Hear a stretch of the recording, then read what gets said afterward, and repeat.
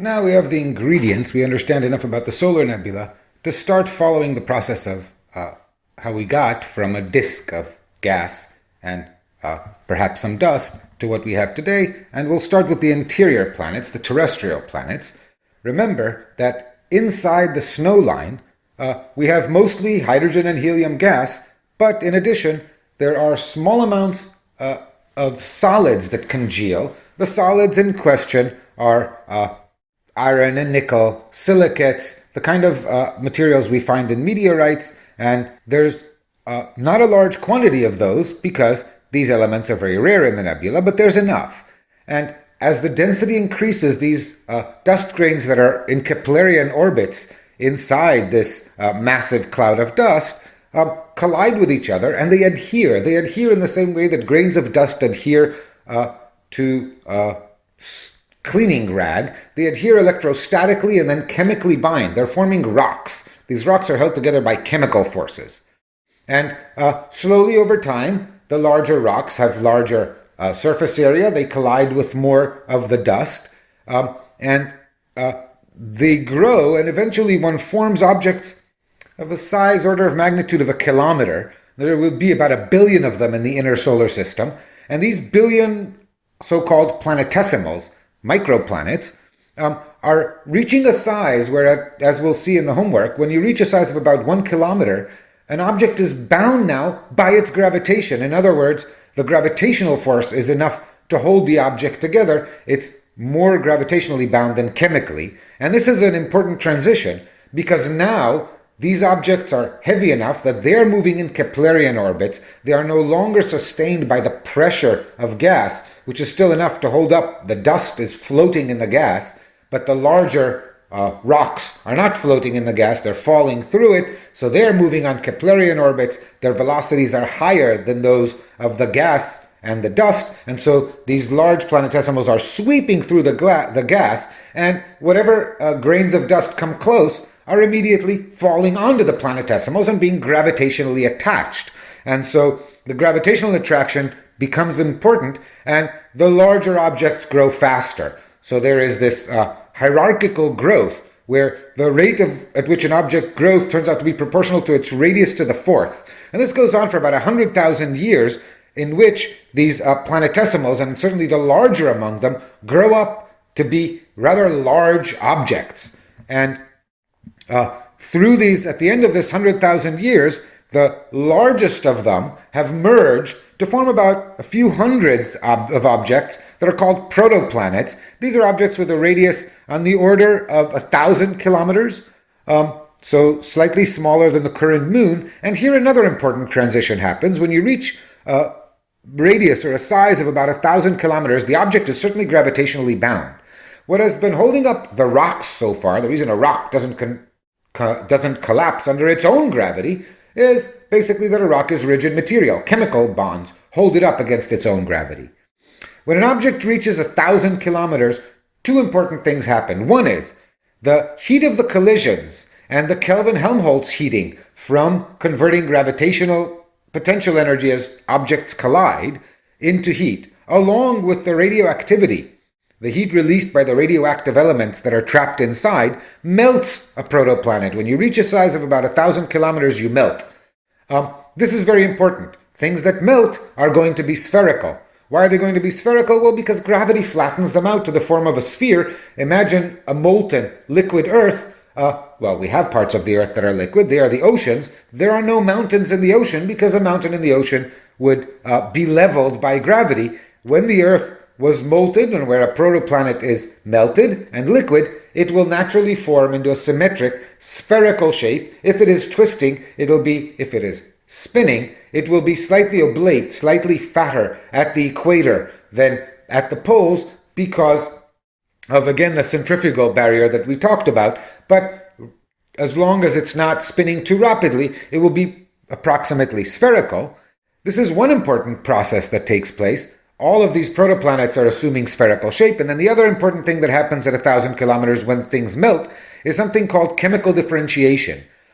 These initially roughly uniform objects where various elements were scattered haphazardly depending on when they were accreted throughout the object become segregated, because once an object melts, then the heavier elements, iron, nickel, sink through the lighter silicates, say, down towards the center, and one forms a chemically differentiated object where there forms a core which is rich in the heavier elements, iron, nickel, etc., along with an external envelope, which is the silicates, and much cooler crust as the core, as infalling matter falls in, we get additional heat at the crust. In addition, once an object is fluid, it's no longer held up by the chemical bonds, by rigidity. What holds the Earth, or a protoplanet, up against collapse under its own gravity is hydrostatic pressure, the same kind of hydrostatic pressure balance that held our slinky in balance, or the water in our cup. Pressure is largest in the middle, decreases as you move up through the Earth. Each layer is in hydrostatic equilibrium, its weight balanced by the extra pressure below it compared to the pressure above it. And so we obtain high pressure and high temperature in a core with decreasing pressure and temperature towards the outside. This is the situation in a planet. This happens when you create a protoplanet. So the transition from planetesimal, an object which is bound by gravity, but where gravity is not yet dominant, to a protoplanet which melts, becomes spherical, and chemically differentiates, is the transition that we go through. After about 100,000 years, we have generated protoplanets, a few hundreds of protoplanets, orbiting the sun in this region that will become the inner solar system within about 2 or 3 astronomical units from the sun. How do we know about protoplanets? Well, we're fortunate enough to have some of them left. What we see in this beautiful video clip is an image of an actual protoplanet. This is the asteroid Vesta, as imaged, as it says, by the Dawn spacecraft in 2011. The spacecraft was orbiting the asteroid, and so it got to take a 360-degree panoramic image. We see the roughly spherical shape. We see the impact craters. We have to talk about what created those. This is an object that melted as it contracted gravitationally, so it's roughly spherical. The asteroid Vesta is an interesting object in itself. It will be visible this winter. It will be in opposition, and if you get a chance to go out and take a look with a sufficiently large telescope, you're invited to view Vesta. You won't get a view like this, though.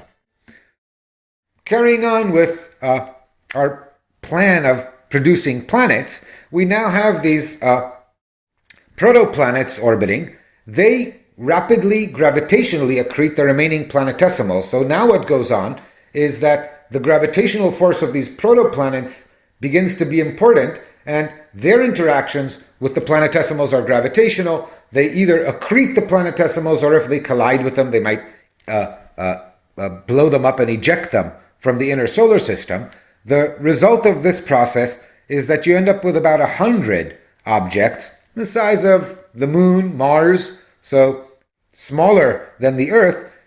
These are the protoplanets, and they have cleared gaps in the disk. So where a protoplanet is orbiting, there will be no more planetesimals. Planetesimals will still be orbiting. In the gaps between, these will be about 100 equally spaced orbits between the interior of the disk, just outside the sun, and say 2 or 3 astronomical units out. And in this region will be 100 protoplanets orbiting in cleared gaps, and in between them there will still be planetesimals. Now, the gravitational interactions between protoplanets themselves now become important. We'll talk about that in the next clip. And this distorts their orbits so that they start moving through these gaps, ejecting or accreting the remaining planetesimals. These distorted orbits now lead to actual collisions between the protoplanets. And these collisions are massive collisions. These are moon-sized objects crashing into each other with Keplerian velocities. This can lead to a complete destruction of some of the objects. The collisions are now violent. And there's some suitable conditions. The two objects partially remelt and merge, and this leads from these 100 or so moon-sized objects to a few large ones like Venus and Earth. this is where the larger planets come from these mergers of these protoplanets. One such collision, we think, left Mercury stripped down to its core. We'll see that Mercury is a very dense planet. The explanation is that a collision evaporated and blew off into space its envelope, leaving just essentially the core. Mars never grows beyond a Mars-sized object. It's smaller, it's about the size of the moon, it's much lighter than Earth. We'll see what it is that limits or stunts the growth of Mars. And within 10 to 100 million years, remember 10 million years is when the dust is gone and the gas is gone, the T-Tauri winds clean out the system, and the orbits which have been perturbed settle down by mutual friction down into the near circular orbits that we see. So within 10 to 100 million years, we have pretty much the inner solar system as we know it. We see this in this beautiful video. We start with the orbiting clouds of planetesimals. We see the gaps where larger protoplanets are forming. In a minute, we'll be able to see the actual protoplanets. Here's a protoplanet. And the planets, as they orbit, clear away lanes inside the planetesimals, and slowly their influence cleans out the leftover planetesimals, either accreting or ejecting them, so that after about 10 million years, we are left with roughly the solar system as we know it, and the sun blows away the remaining gas and dust, and we find the interior solar system, or the inner solar system, looking pretty much the way we see it today. What happens beyond is going to be the subject of the next clip.